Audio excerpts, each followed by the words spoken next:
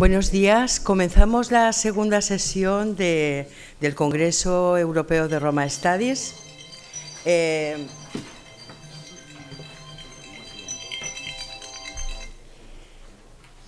Comenzamos esta sesión y la hemos iniciado con la música de José Fernández y de Aurora Fernández. José Fernández ha trabajado durante más de 10 años en la Orquesta Nacional. Los dos han recorrido el mundo mostrando la cultura gitana y la cultura española en Europa y en el mundo, desde Estados Unidos hasta Japón. Yo les agradezco especialmente que nos hayan acompañado en este congreso y entiendo que cuando el flamenco se une a la solidaridad y cuando el flamenco, el ritmo y el compás, las alegrías y las seguidillas se unen a la cultura, a la educación y a lo más profundamente gitano, que realmente se producen cosas tan bonitas como estas.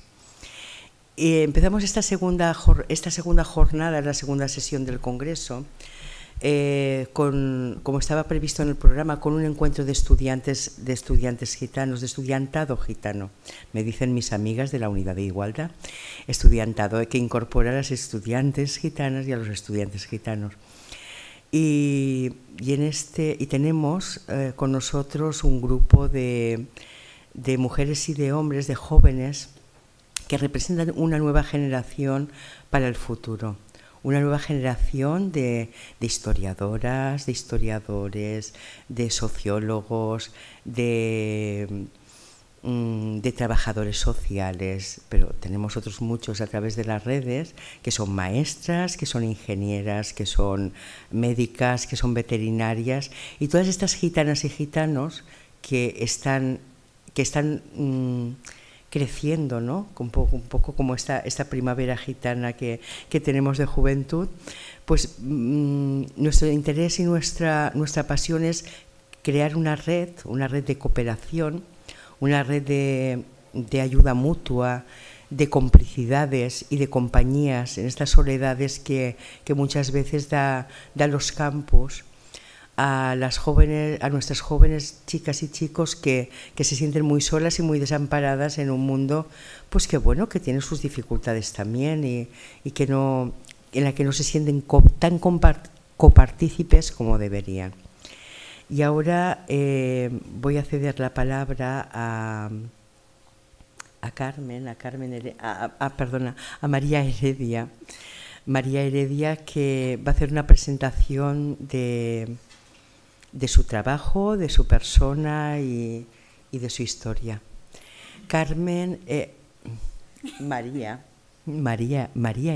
Heredia, sí, sé quién es, María Heredia, viene de la Universidad de Las Palmas, y como hoy tienen los jóvenes el protagonismo y yo ya soy un poco de la vieja guardia y lo que quiero es jubilarme y dejar en manos de todas estas cosas a gente joven, con capacidades, con ganas y con entusiasmo, voy a dejar que ella sea la que presente al próximo ponente, el próximo ponente presentará al próximo, y de esa manera pues yo permaneceré un poco, pues eso, disfrutando de mi invisibilidad y disfrutando de sus palabras y de sus comentarios.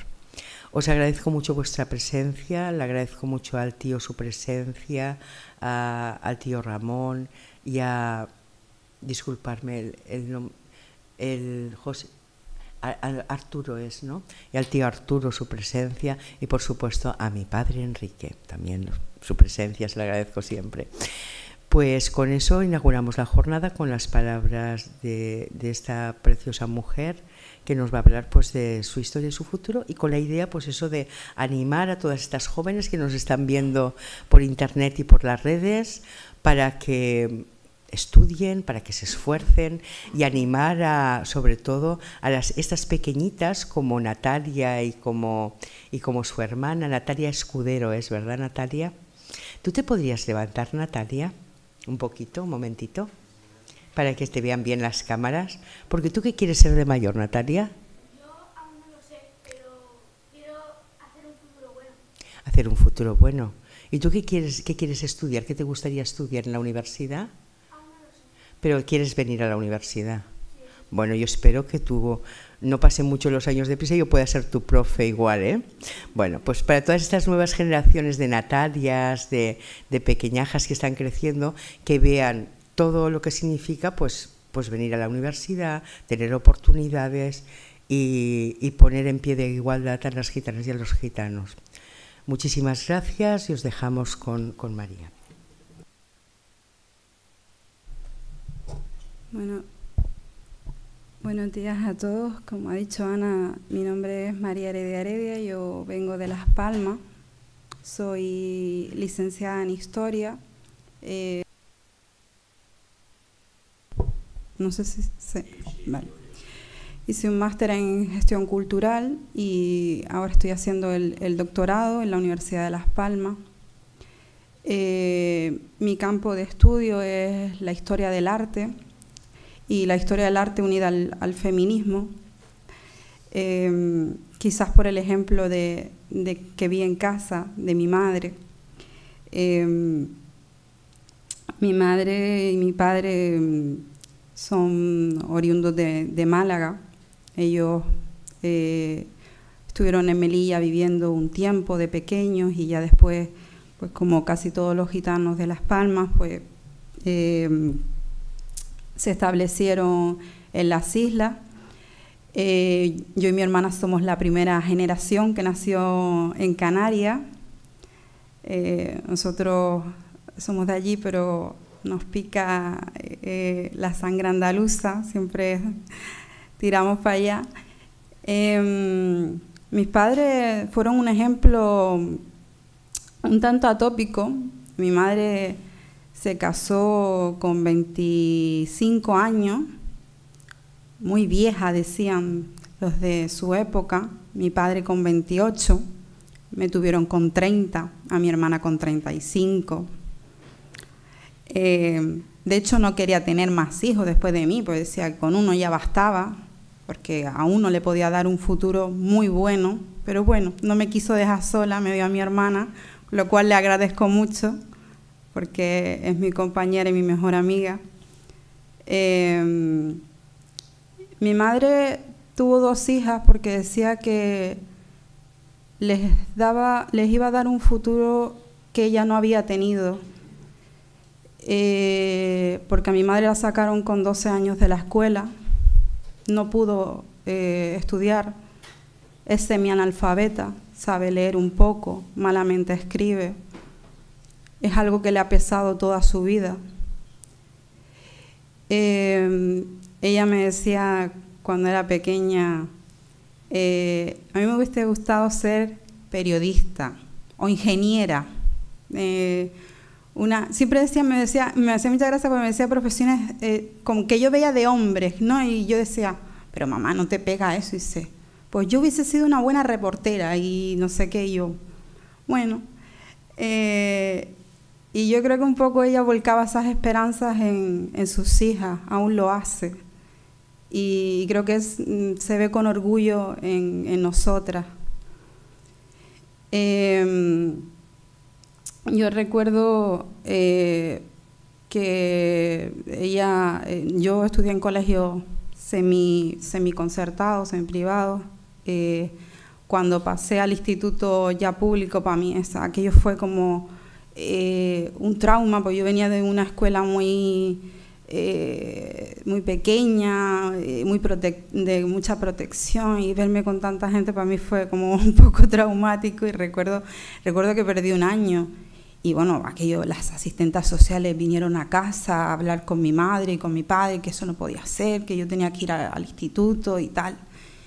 Y recuerdo que tuve la suerte, yo creo mucho en el matriarcado, soy muy feminista porque he tenido la suerte que siempre he tenido los mayores apoyos en mujeres. Yo tuve en el instituto una profesora que vio en mí y sigue viendo, porque sigo manteniendo esa relación. Ella decía que veía en mí posibilidades, oportunidades, veía futuro y yo tenía que seguir. Y así se lo dijo a mi madre. esta niña vale y tiene que seguir.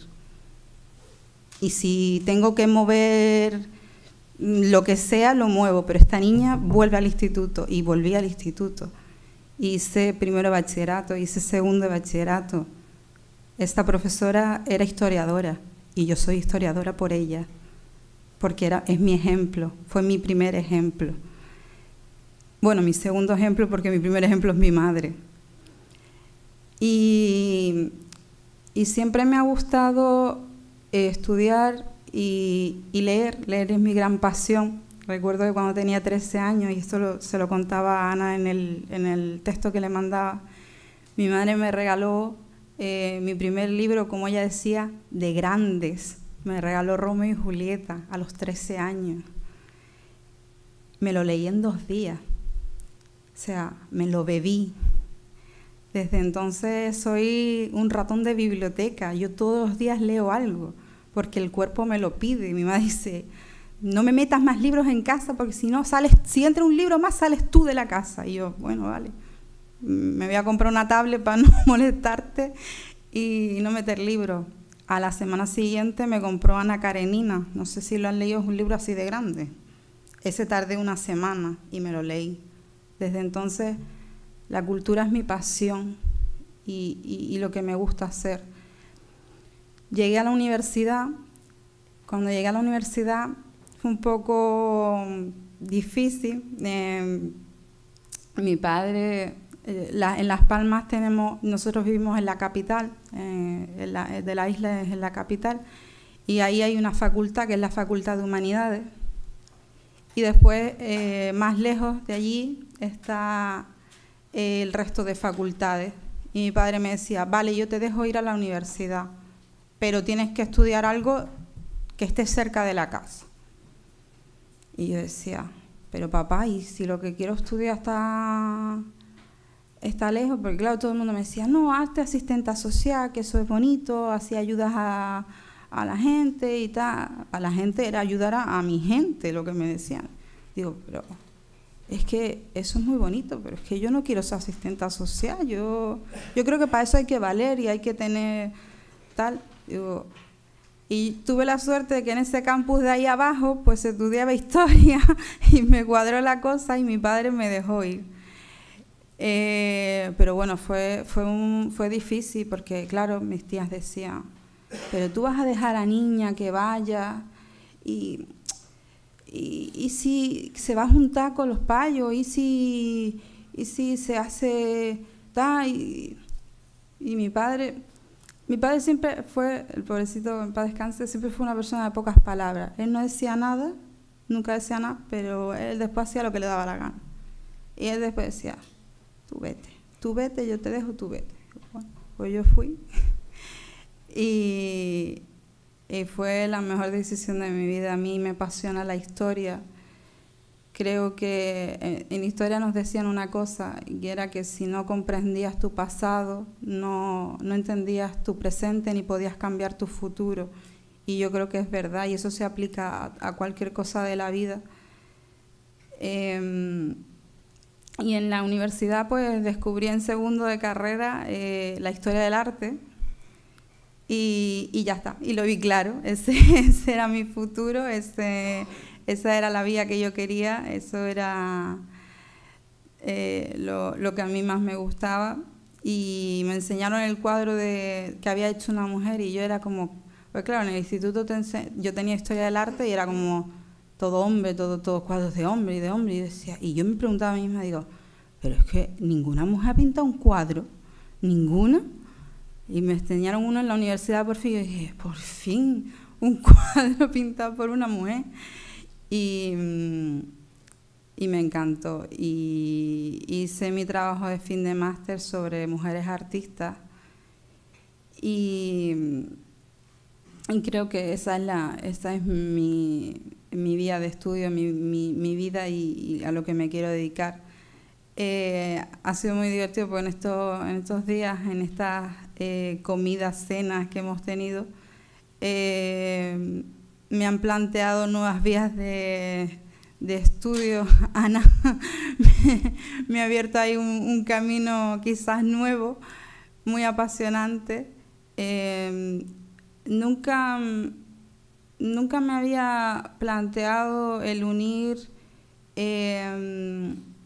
mi campo de estudio, la historia del arte, con el mundo de los gitanos, con mi mundo. Cuando Ana me propuso venir a este congreso, investigué un poco por mi cuenta y me di cuenta que existe un campo de estudio muy interesante, muy desconocido, que es el de, aparte de esos artistas gitanos que están en el anonimato, que hay muchos, aunque la gente no lo crea, muy buenos, en todas las épocas, en todas las etapas, con cuadros maravillosos. Pero también está el hecho de cómo los artistas nos han visto a nosotros a lo largo de los siglos, esos estereotipos que todos o casi todos hemos visto o hemos sufrido, cómo ellos lo han volcado en un lienzo. Y es apasionante ver eso. Te das cuenta de muchas cosas, de que los tópicos vienen casi desde el principio de los tiempos, ¿no? Una amiga me preguntaba antes de venir aquí que por qué no había cuadros de pintores gitanos o por qué no se conservaban tantos. Y claro, yo al principio no sabía qué contestarle. Después me di cuenta de una cosa. Es que hasta hace bien poco, sobre todo en las comunidades europeas, los gitanos se movían, eran nómadas, se movían en esos grandes carros que todos tenemos en la mente y tal. No vas a cargar con cuadros, por mucho que sepas pintar, en un carro cuando tienes otras cosas necesarias para tu vida diaria. Entonces, no da lugar el que, a pesar de que existan esas obras, se muevan. Entonces las que conservamos, y se conservan muchas, se dejan en ese lugar en el que se pintaron, se cambian por cualquier cosa y permanecen ahí. Por eso están tan dispersas. Entonces es un campo apasionante de estudio, porque te muestra eso, te muestra cómo te ven, cómo creen que eres y esos estereotipos que ellos crean. Yo no me extiendo más, quiero finalizar diciendo, ayer cuando Ana leía la comunicación de Rebeca, a mí se me hacía un nudo en la barriga, porque ella decía que lo que había sufrido en la escuela, ese racismo al que se había visto sometida por ser la única gitana en su clase. Yo, por suerte, he crecido, tengo 33 años y en mis 33 años nunca me han dado una muestra de racismo. Soy una afortunada, creo. He vivido en un barrio en el que mi familia ha vivido toda mi vida, me han conocido desde pequeñita, nunca he sido la gitana, nunca, soy María para mis vecinos. Nunca sufrí racismo en la escuela. Yo no era, como decía ella, no era la piojosa, no era la gitana, yo era María para todo el mundo. En la universidad, yo aquí donde me ven, soy un poco mandona y tal. Yo era la que organizaba todos los trabajos y yo decía, esto se hace así y punto. Y el que hacía el trabajo conmigo sabía que lo tenía que hacer a mi modo y a mi forma. Después sacábamos un 10, pero tenía que ser a mi forma. Y yo creo que he sido una persona querida. A mí me saludan desde el conserje de la universidad hasta la catedrática de Historia del Arte, que es mi directora de tesis. Entonces dirigí mi orla, la organicé yo, puse a todo el mundo firme ahí y lo que yo dije se hizo, vamos. Entonces me considero una privilegiada. Quizás si hubiese vivido en otro sitio, mis circunstancias hubiesen sido otras, hubiese sentido, mi madre lo sintió, mi padre lo sintió, ellos me contaban esas experiencias y yo le decía, pero mamá, es que a mí eso en la escuela no me pasa. Dice, pues eres una afortunada y creo que lo soy. ¿Lo sufriré a lo largo de lo que me queda de vida? Pues no lo sé. Hasta ahora no sé lo que es, no sé lo que se siente. Pero es que yo también creo que yo por la vida he ido un poco sabiendo quién soy. Yo soy gitana, nunca lo he negado, pero tampoco me presento y digo, encantada, soy María Heredia Heredia, gitana.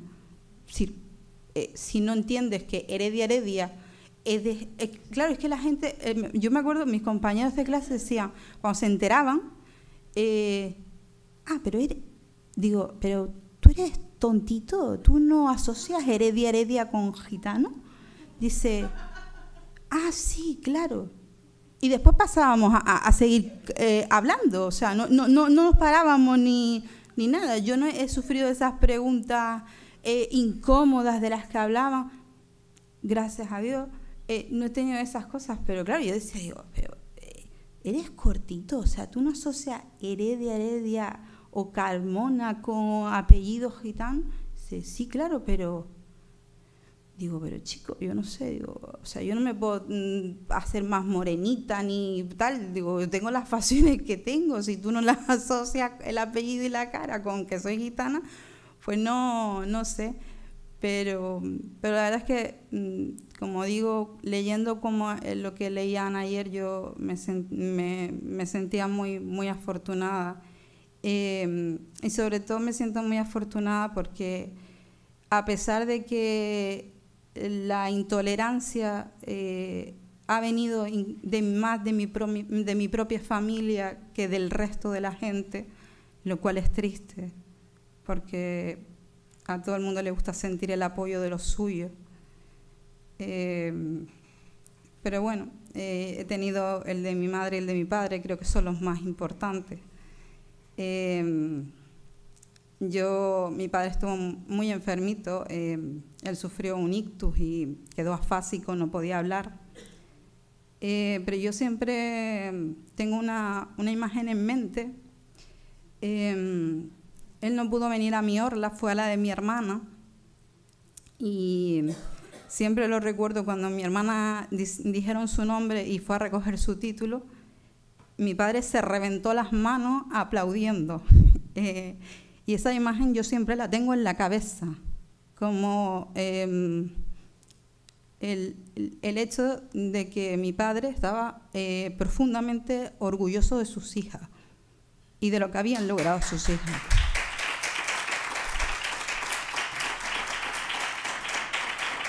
Entonces, para mí eso es lo más importante y me quedo con eso y con que le digo, siento la mano de mi madre todavía en la espalda haciéndome así, como siempre para adelante, tú siempre para adelante, ¿no? Como decía Greta Garbo, para atrás ni para coger carrerilla, para adelante. Entonces tengo esas dos cosas, el orgullo de mi padre y la mano de mi madre en la espalda, y con eso me quedo y termino.